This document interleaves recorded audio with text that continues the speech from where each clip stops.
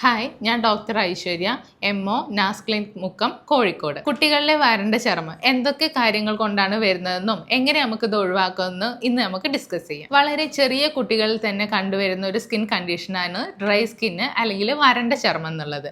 നമ്മുടെ കുട്ടികളുടെ സ്കിന്ന് വളരെ ഡെലിക്കേറ്റ് ആയിരിക്കും. സോ നമ്മൾ കുട്ടികൾ ജനിക്കുമ്പോൾ തന്നെ കാണുന്ന ഒരു വരണ്ട ചർമ്മം അത് വളരെ നോർമലായിട്ട് കാണുന്ന ഒന്നാണ്.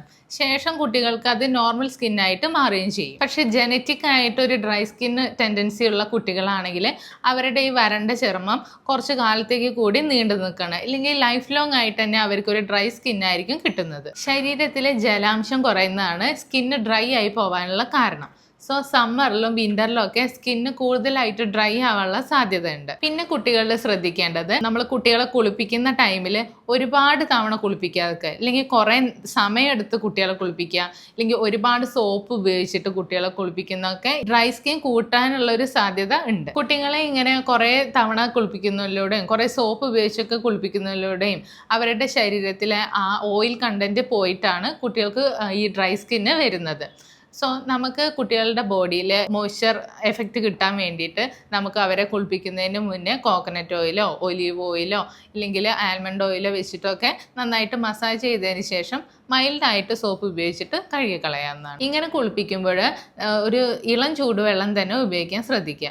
പിന്നെ കുട്ടികൾക്കാണെങ്കിൽ ഹാർഷായിട്ടുള്ള കെമിക്കൽസൊക്കെ കുട്ടികളുടെ ശരീരത്തിന് ദോഷം ചെയ്യും. സോ ബേബി സോപ്പ് ആണെങ്കിലും അവർക്ക് മൈൽഡായിട്ട് തന്നെ സോപ്പ് ഇടാൻ വേണ്ടിയിട്ട് ശ്രദ്ധിക്കണം. ഡ്രൈ സ്കിന്നുള്ള കുട്ടികൾക്ക് ഈ കുളി കഴിഞ്ഞതിന് ശേഷം ഒരു ബേബി ലോഷൻ ശരീരത്തിൽ അപ്ലൈ ചെയ്യാൻ ശ്രദ്ധിക്കുക.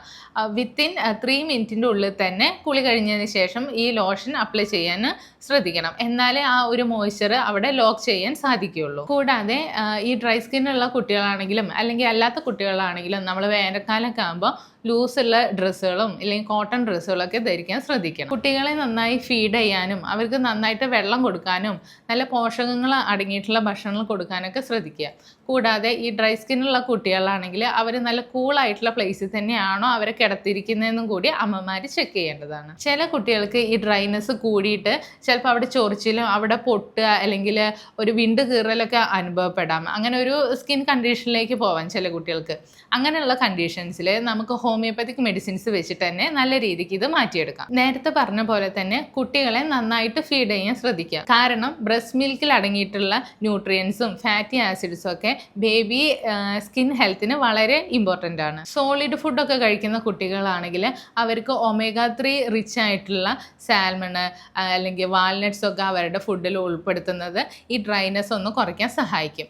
കൂടാതെ ഈ മുതിർന്നവർക്ക് നമുക്ക് ലോഷൻസ് ഉപയോഗിക്കാം, അല്ലെങ്കിൽ നമുക്ക് ഈ ഹൈലൂറോണിക് ആസിഡ് അടങ്ങിയിട്ടുള്ള ഫേസ് സെറംസ് ഒക്കെ നമ്മുടെ സ്കിന്നിൻ്റെ ഡ്രൈനെസ് കുറയ്ക്കാൻ വളരെയധികം സഹായിക്കും. സ്കിന്നിൻ്റെ ഡ്രൈനെസ് മാറാനും സ്കിന്നിൻ്റെ ഓവറോൾ ഹെൽത്ത് ഇമ്പ്രൂവ് ചെയ്യാനും വേണ്ടിയിട്ട് ഹോമിയോപ്പത്തിക് മെഡിസിൻസ് വെച്ചിട്ട് നമുക്ക് ട്രീറ്റ് ചെയ്യാം.